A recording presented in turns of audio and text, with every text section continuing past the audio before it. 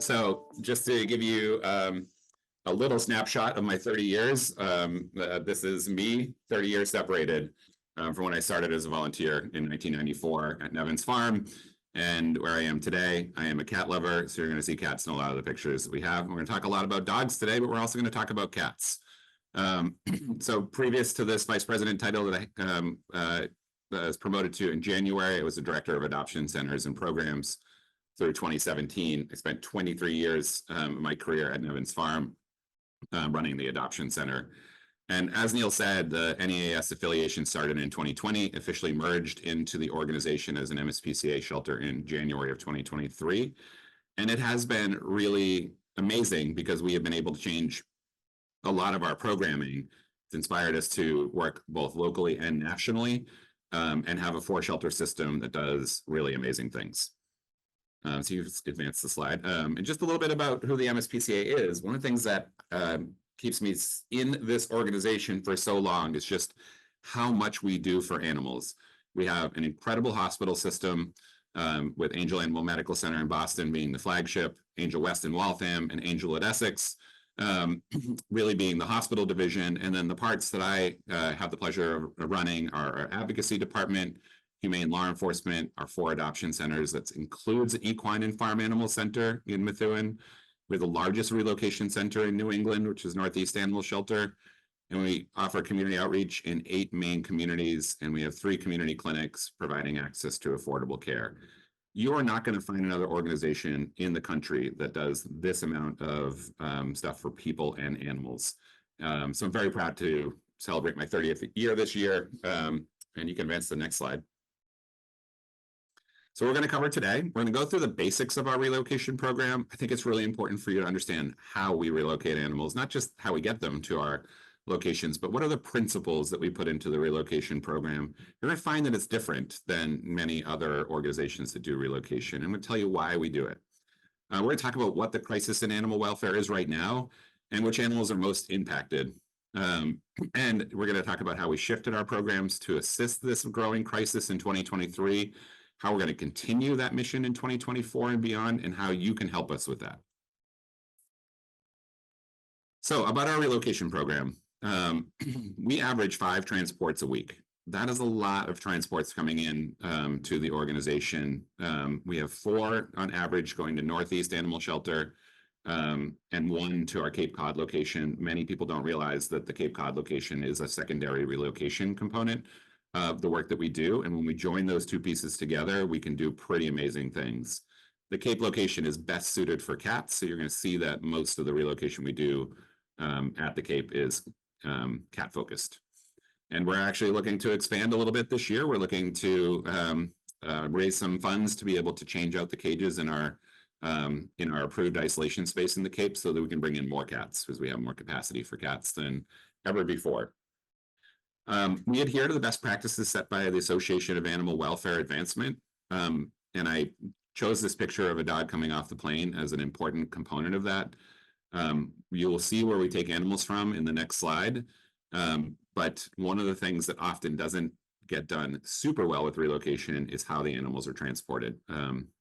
Obviously everyone's coming from a point of good and wanting to do good for the animals, but the amount of time that they're in transport, on ground transport from long distances really does impact their overall both mental health and physical health. So we only, when we take transports from further away like Texas, we only fly those animals. We don't do ground transport from that distance.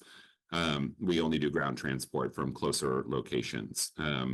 So it's really important, and we also strive for a single species transport so the dogs aren't stressing cats out. It's very important to me as a cat person, especially. And this is a crucial one that I think I will tell you that I was resistant to doing relocation for a long time. It really was something that, first and foremost, I wanted to make sure that we protected the animals in Massachusetts and then expanded to relocation. But one of the things that really bugged me, and I strived to change while we took over relocation program, was how we talk about the shelters that we're receiving the animals from. We only talk about it as a partnership. We don't use the words that we're saving from another shelter. So we never want to position another shelter that is in a challenging environment with overpopulation to make it seem like they're doing the wrong thing and that they are heartless, or they are fine with euthanasia. They are struggling with it just as much as we are. They just have a much bigger challenge on their shoulders, and often they get vilified, accidentally sometimes and on purpose at other times, in messaging from other organizations. We are working with them. They are working with us. We can't do this without them and without their full commitment. And they care as much, if not more, about this work than we do. And within that, we build trust with our partners. We want to lift them up. We want to help them with the solutions that they need help with.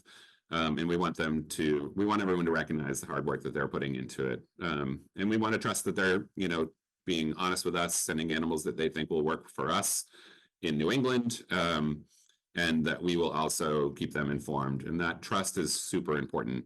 And it's also really important that the organizations that we relocate are trusting their communities. What I mean by that is we have had relationships that we've moved on from in relocation, in which the sending organization did not trust their community to adopt from them, did not want to adopt to them, and were instead trying to move those animals to New England. What's important to know about that is there are great people in every state and around every shelter that we work with. Shelters have to stay trusting their community. And we only want to relocate animals that need to be relocated. And if they can get homes nearby the shelters that they're in, that's the best thing for them. We never want to miss that opportunity. We only want to take animals that cannot find homes around the shelters that they are in. So that is a pretty hard and fast rule for us, that if you don't trust your communities, then we're not going to relocate animals from your shelter or rescue. We also don't cherry pick. I think what you're going to find in this presentation is that you're going to understand which dogs really need help right now. And it'll be easy for us to ask sending shelters to send us small dogs and easy dogs to place only. And we would be obviously happy to place them. But if they can be rehomed there, that's not the problem that the shelters have. Their shelters are filled with dogs that may be pit bulls or larger dogs. And we want to take the animals that need the most assistance and can assist the shelter the most in dealing with their capacity issues. So we just simply say, here are the number of kennels that we have. This is the size dog that will fit into them. Send us who you think will fit best in there and it would help you the most, and you think would get adopted in New England. And then lastly, we give back. We tell shelters to not spay and neuter their animals before they send them to us. We have a lot of medical resources at the MSPCA with Angell Animal Medical Center, but also within our shelter systems and our shelter vets. It is very hard for a rural southern shelter to find spay-neuter services that they can afford. We do not want to take away their opportunity to spay and neuter the animals that they can place locally. We can take that burden on ourselves, and they can save those resources for animals in their community, both shelter animals that need to get adopted and to help community members who have pets that need to get spayed and neutered. We also take complex medical cases. The very best thing about our organization is that we have a fantastic animal protection division and a fantastic hospital division. We have specialty services and surgical capacity that no other organization has. And so when a shelter who is struggling to find basic medical care gets an animal that needs a cardiac surgery or complex orthopedic surgery, we ask them to send those along to us as well, because we can take that on and we can provide that medical care that nobody else can. And that's what makes us especially special, being able to work together between the hospital and the shelter system to help as many animals as possible. We provide professional mentorship. We're mentoring 2 shelters in South Carolina and helping them to tackle the issues that they have in their communities, and with support from us. And we also help with spay neuter in other states to deal with the overpopulation that is requiring relocation to be a strategy to help as many animals. So, for example, since the beginning of 2022, we have been sending a team of 4 technicians and 2 veterinarians down to South Carolina to operate a monthly feral cat spay neuter program, a community cat program that has reduced not only intake into the shelter, but euthanasia by 1,000 cats a year since we started sending our team down to help them out. So those are the principles of our relocation program. Now here's where we relocate animals from. You can see that it's a pretty wide berth, mostly on the southeast part of the of the country, but Texas is one of our biggest states that we relocate from, and by far and away, Texas and California have the biggest challenges. California is just too far to transport, even by plane. And so the areas that are on the western side of the state that have the ability to help are helping California, and Texas, everybody is helping because it's really right there in the center. Since we started our affiliation with Northeast Animal Shelter, we have transported almost 14,000 animals to Massachusetts. And you'll see a couple of interesting things on this map. You'll see that 20 of those animals came from New England. That was last year during the Vermont floods. We relocated animals out of Vermont. We have to go through the same relocation process and isolation, even if it comes from a contiguous state. But when they were in trouble, we always prioritize natural disaster relief into our relocation program, and we took 20 animals from Vermont. And you'll see Puerto Rico is represented, and I had to think for a minute about when we took animals from Puerto Rico, and then I was reminded that those 31 animals were actually hedgehogs and rats that came out of a zoo that was shut down in Puerto Rico, and those animals needed to find a place to go. And they thought of us first because we help all species through our adoption centers. And turns out all of those hedgehogs were pregnant. So our avian exotic team at Angell came up huge to help us get those animals fostered and then eventually adopted. Go to the next slide. Okay, so what is the issue in animal welfare? I'm going to use shelter animal count data for obvious reasons here, but here's the challenge. There's 6.5 million dogs and cats entering shelters and rescues nationwide. That is going up since 2021. It has been on the rise. I do want to just say that this feels hopeless. As Neil said, everybody right now is saying things like, this is the worst it's ever been.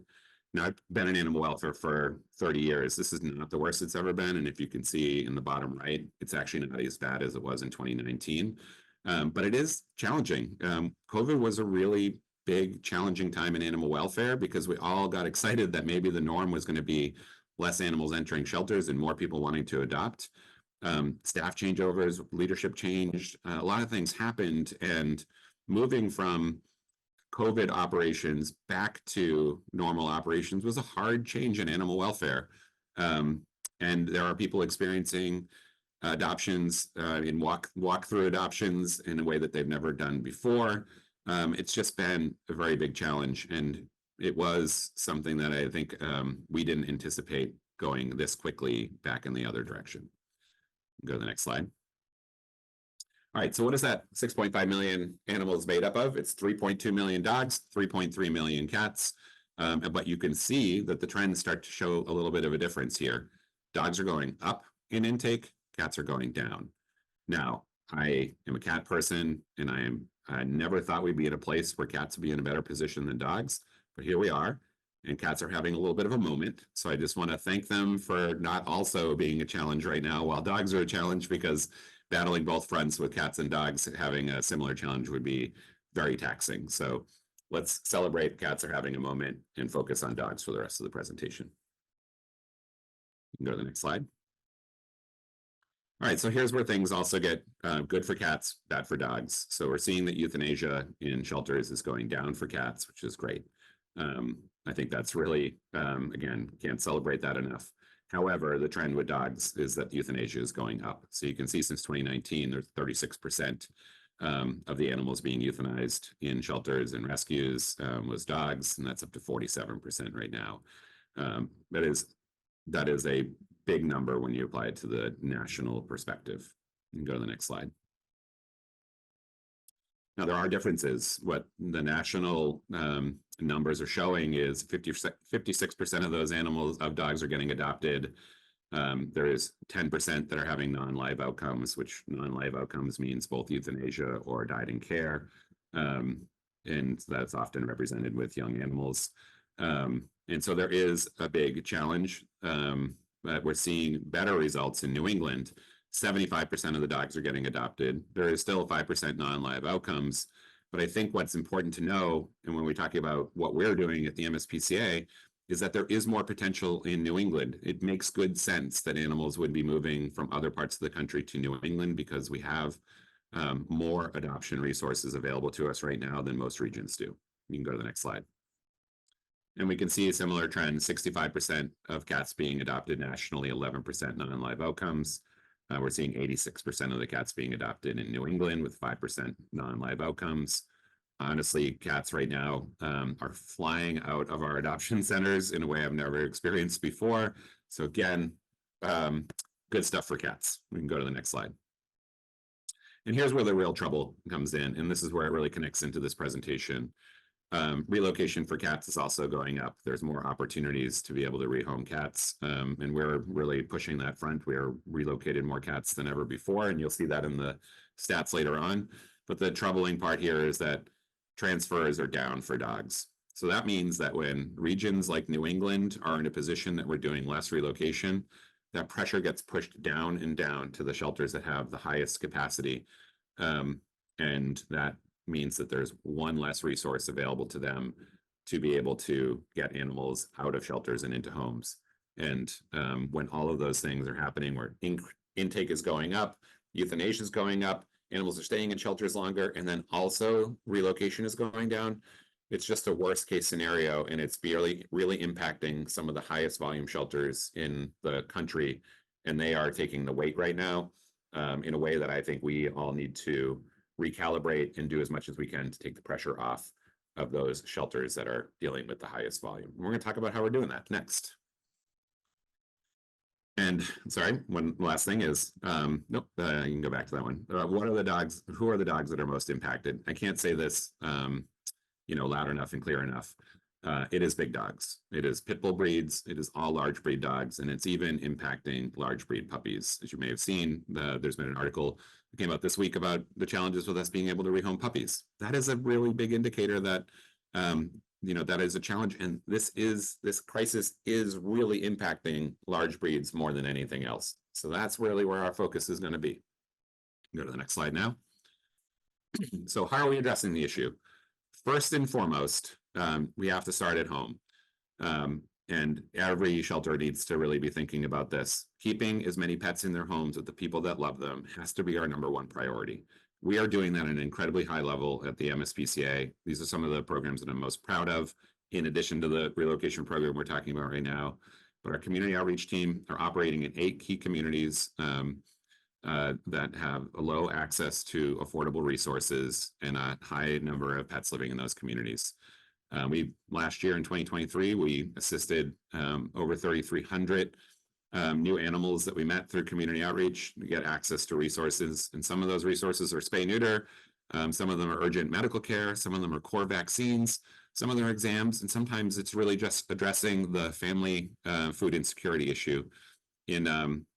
Last year, we hit a 10 million meals delivered mark. We started delivering meals to pet food pantries and individuals at the start of COVID, and we hit 10 million meals this year, which is just an astronomical number. This is how we support our community to be able to care for the animals that they have already. And then community clinics, we shifted again in 2020, all of our shelter clinics that were doing public spay neuter and shelter animal medical care. We added a component where we provide urgent outpatient surgical care to families that are struggling with lower income. So we also help with spay neuter, which is a really big, important thing right now, and it's hard for people to access that.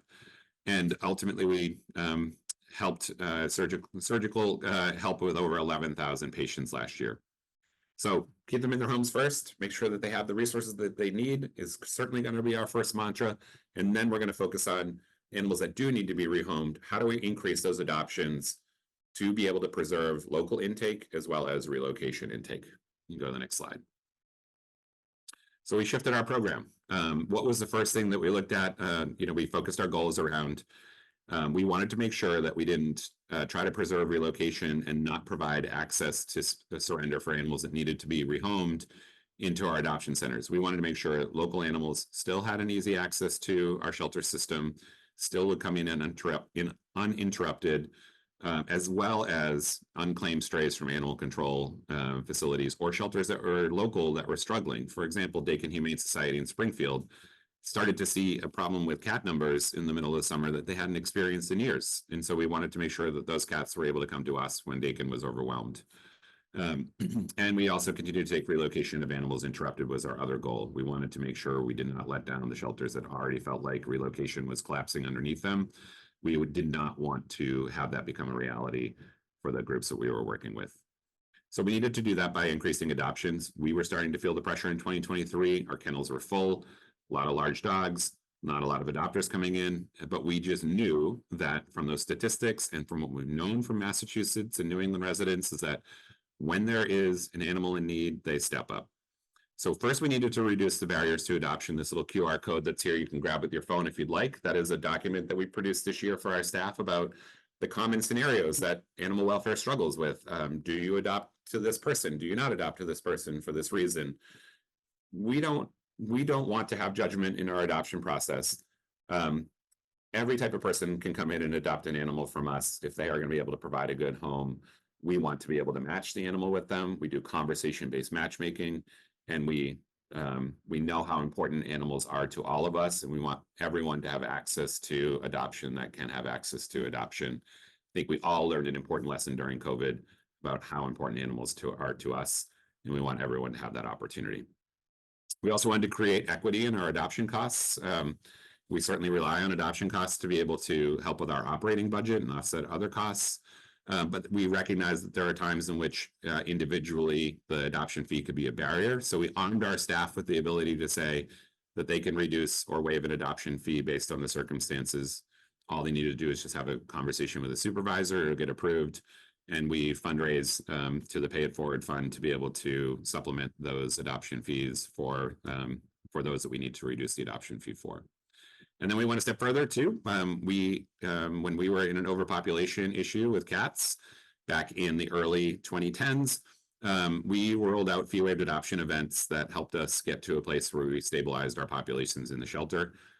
We brought those programs back and we applied them to dogs, almost exact same strategy. And we wanted to make sure we took that barrier down and let the community know we're putting on this event because we need adopters now more than ever. You can go to the next slide. And those adoption events worked. These are just some of the ones we did last year in the middle of the summer when we first started shifting to this program. We did some June, July, and August events, and you can see that nearly 300 dogs got adopted during those week-long events, which was amazing. You can go to the next slide. So I know that the questions that are going to happen in the chat right now are, what do you mean you waive the fees for adoption? Doesn't that mean not good adopters will come in and adopt animals? I'm just going to address that really quickly. The answer is no. People are actually responding to our message and call for adoption more than they are responding to the waiving of adoption fees. Certainly for some people, that is a motivator. Everything in our life has gone up in cost right now. And when people have been thinking about adoption, but their adoption fee plus the supplies they need to get and the medical care they need to provide, sometimes it just makes people hesitate and not make a commitment. And we wanted to help motivate a little bit for some people, but most people just responded to our message. And that is well evidenced because every time we do a fee-waived adoption event, the biggest adoption days are actually the days before the adoption event. And so we love these. We know that people have a knee-jerk reaction to them. But ultimately, the important thing to remember is that the process stays the same. The way that we go through the adoption process with conversation-based matchmaking does not change. The only thing that changes is the fee. And we survey everybody that came to our adoption events, and we're going to continue to do this. You can see this is just 27 responses, but the motivator here was the desire to provide a home for pets in need. And that is exactly what we're hoping for doing these events. We certainly could talk about this in the Q&A more, but I just wanted to get that out of the way first, and you can move to the next slide. All right, so 2023, did we have success? Did we meet our goals? That's really the important thing. We did. We were blown away by the response, and we were really energized by it. We took in almost 12,000 animals into our adoption centers last year, which is a 17% increase. That happened somewhat naturally because intake locally for us has also gone up. But we are also motivated to take animals in lots of different ways. Now we adopted out over 10,300 animals. That was also a 17% increase over last year. Almost 2,500 of those were dogs. That was a 16% increase from 2022. And nearly 6,000 of those were cats. And that was a 23% increase from the year prior. And we met our goal of relocation success. We brought in over 5,200 animals through relocation through both the Northeast Animal Shelter and our Cape Cod locations. That was a 19% increase over 2022. Now, that is really an important stat to linger on for a moment. They're all very important. They all showed great growth. But when we thought that we were going to have to slow down relocation because of our capacity issues, and we reinvented how we would approach this problem, we were able to actually bring in more animals than we did the year before. We helped more shelters that were desperate than we did the year before. And I can't tell you how important that was. Every one of our partners that transferred animals to us was so thankful that that didn't go interrupted. And, you know, that just brought a little bit of relief to a really hard day that or a really hard year that they've had. So 2023 was great. Very proud of our team for shifting in the moment and doing the important work at the core of it to make adoption access better and more successful than ever before. You can go to the next slide. So that's our 2024 plan. We're going to continue fee-waived adoption events, but we're going to shift it a little bit. We're going to start telling more stories in that, more stories about other shelters and how they're being impacted by this national dog crisis. We started that last month with Miami-Dade Animal Services, who is a municipal shelter, and municipal shelters are the ones that are taking the brunt of this right now. We are seeing in the data that is where these animals are concentrated. And Miami-Dade is a really good example. They have a carrying capacity of 350 dogs. They have been operating since 2023 with between 650 to 800 dogs in care. Those dogs are in their kennels almost 24 hours a day. It's a high amount of stress. It's a desperate situation. They needed any help that they could possibly get. When we did our relocation with them, we partnered with New Hampshire MSPCA. We said, only send your large breed dogs, send your seniors, send the dogs that need medical care, send the dogs that have been stuck in your shelter for a long period of time. And some of those dogs were not only in there for months, but one dog came in and was adopted 2 days after transport, after it cleared the isolation period. That dog was 1 day short of being in a shelter system for a year. That is the desperate situations that are happening. Now, that's not Miami-Dade's fault. They are doing everything they possibly can. They are just being dealt a hand that is much more challenging than many. In that event, we adopted out 149 dogs in 9 days. Now, it's a week-long event. I added in the 2 extra days to just demonstrate that most of those adoptions happened 2 days, the days prior to the adoption event. 49 of those dogs got adopted on Saturday and Sunday before the event. The Miami-Dade dogs got adopted within 4 days of coming into our adoption centers. So we're going to do that again. We're going to highlight what's really happening in animal welfare. Tell everybody the real stories, so people are not getting the wrong impression.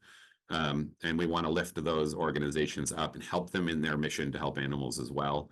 So next event, we're going to be taking, again, large dogs. Our goal is 30 as well from New York Animal Care and Control, who has had to shut down surrenders multiple times this year for capacity reasons, which is not great in the city of New York. There's a lot of animals in need, so we want to give them a little bit of relief. That's coming up on April 15th through the 21st. And we're hoping that other New England shelters join us. We are just presented at New England Federation Humane Societies and trying to energize other organizations within New England to follow suit to what we're doing, removing barriers to adoption, increasing adoption opportunities through events, and helping with relocation. So we asked them to join us in that, and we'll see if we can get more partners to do the work with us. So how can you help? Please share our messages. We're putting out those stories about those shelters that we're helping. We're putting out messages and pleas for assistance. So please share those on your social media accounts. Our social media is super fun and engaging, and please share those messages wide and far. Adopt if you can. Not everybody's in a position to adopt, but if you are thinking about adopting, this is the right time to do it. If you can't adopt, but you have a little space in your home and you want to foster, we need foster homes to help manage our capacity as well. And volunteer if you can. This takes a lot of labor. We have a limited number of staff, and we rely on volunteers heavily to help fill in the gaps. And we need more volunteers than ever before. And of course, donate if you can. We're here on Giving Day. All of this work happens because of donors like you that are supporting our programs. And I think you can see that the work that we are doing is helping an awful lot of animals right now. You can go to the next slide. And one of the things that I said at the beginning was how much we help animals in so many different programs. I'm very proud of this number of nearly 110,000 animals that were impacted through our combined programs in the Animal Protection Division.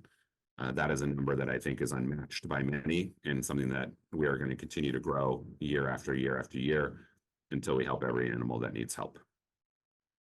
So that is my presentation, with a few technical difficulties at the beginning, but I would be excited to hear some fun Q&A. All right, sorry. That was a great presentation, Mike, and thank you to everyone who's put in some questions. We've got a couple here. The first one is about the overpopulation of animals. The question is, why is there such an overpopulation of animals in the South? Yeah, so that's a great question, and I maybe could have been expanded on that. When I say that that shelters lose faith in their community, it's because of the overpopulation, and that people start to assign that responsibility to individuals in their community, that they don't care about animals. You hear this all the time. People in the South don't care about animals like they do in New England. That couldn't be further from the truth. There are amazing animal lovers in the South, just like there is in New England. The difference that you can see are two main things. Probably more than that, but we'll focus on two. One is New England has a harsh winter. The way that we solved overpopulation was through good strategy and good programming, but it also, we do not have outdoor animal populations that can survive through a harsh winter. If you're down in Florida, you'll see the number of cats that are out in the community. They're breeding all year round. There is a there's a nice temperature all year round, which is why people go there in the winter from New England. But that just allows for breeding all year round. And so that population number just blossoms and blossoms and blossoms. And now it's not just packs of, cats that are out there. There's also free roaming dogs.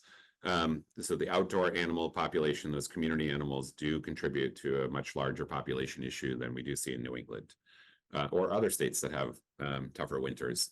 And then the other part is, there is a combination of socioeconomic issues as well as distance issues that prevents access to affordable care. So the ability to get, if you're in rural South Carolina, for example, and the closest place for you to spay an animal is 100 miles away, that distance alone becomes a barrier, and then cost on top of that becomes a barrier. So if you're living in poverty in rural South Carolina and the veterinary hospital is 100 miles away and costs you $500 to $1,000 to spay your animal, it's just not possible. And when you can see some of these things happening, I'll give you a stat that blows my mind. Dallas Animal Services, which is a municipal shelter in Dallas, they see an average of 103 animals coming through the doors a day. And those are primarily dogs. That is just unfathomable numbers. So it's not about the community not caring about animals. It's really the access to care that is really the challenge.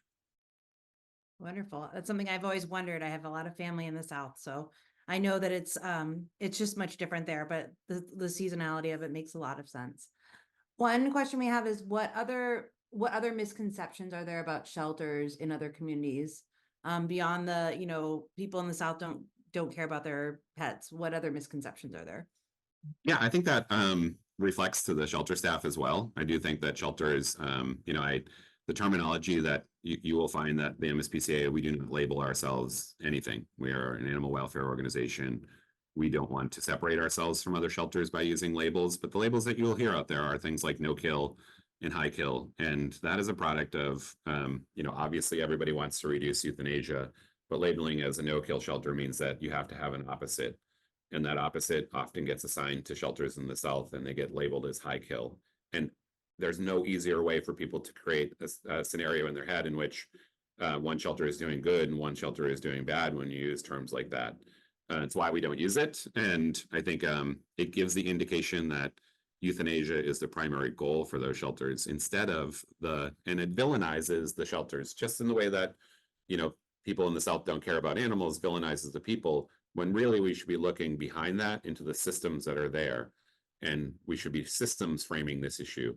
Now, they are having a higher rate of euthanasia in shelters, but is that because they are euthanizing more animals on purpose? Or is it because they have more animals coming in their shelter and they don't have the capacity for it? It's the capacity issue. It's not the desire. We know these shelters, we work closely with them. They care so much about the work that's done. And most of the really great ideas that happen in animal welfare, like fee-waived adoption events or shelter systems starting to do spay neuter instead of private practice veterinarians, were born in the South. Great ideas are coming out of there. We need to lift those voices up. We need to support those shelters more. We need to continue to help them because it's everybody's responsibility, not just the shelter that happens to be in the most overpopulated area. Awesome. There's somebody here who's asking if you just want to push how or give an overview of how it works, if they personally can help at any future events at the shelter, adoption events. So how would they be able to do something like that? Yeah, so on our volunteer page, we have created opportunities for people to volunteer in different ways with different levels of commitment. We sort of reframe those to be more of like a job interview as opposed to an orientation, recognizing there's a lot of things that we do that need different skills and that everybody contribute in some way. So if you're interested in getting more involved, check out the offerings that we have. There's lots of them, and find one that fits for you. Our volunteer coordinators will welcome you into the family and get you started on being able to help out. Great. And then we have one last question, and it is, what is your favorite part of what you do for the MSPCA? That is a great question, and it changes all the time. What I say, because people often ask me, how have you been able to work in an animal shelter for 30 years? Isn't that hard for you? And I explain to them that I feel like I've had 31-year jobs, because each year we do something new and innovative within our teams to do a new way to help people out. Right now, I think relocation is right at the top of that list for me, because we are doing it the right way. We're doing it in a way that, again, lifts those shelters up. It has the right principles in place, and we've been able to make a big difference for animals in a different way. And those relocated animals are actually helping our local animals. When we show those numbers from the adoption event, and I showed that Miami-Dade animals got adopted midway through the event, what we did, and I should have said at the beginning at the events, we reached out to all the local animal control officers like Boston Animal Control and Thomas Shea O'Connor in Springfield and said, we're about to do this event. We have this amount of space. Do you have dogs that need to join this program? And we brought those dogs in first, and we adopted our local dogs first in that wave, and then the Miami-Dade dogs second. And they're helping each other. That storytelling of helping through relocation helps local animals too. I think sometimes people think it competes, and I'm here to say first of all homeless animals need our help, and we can do both at the same time if we use the right strategies. Great.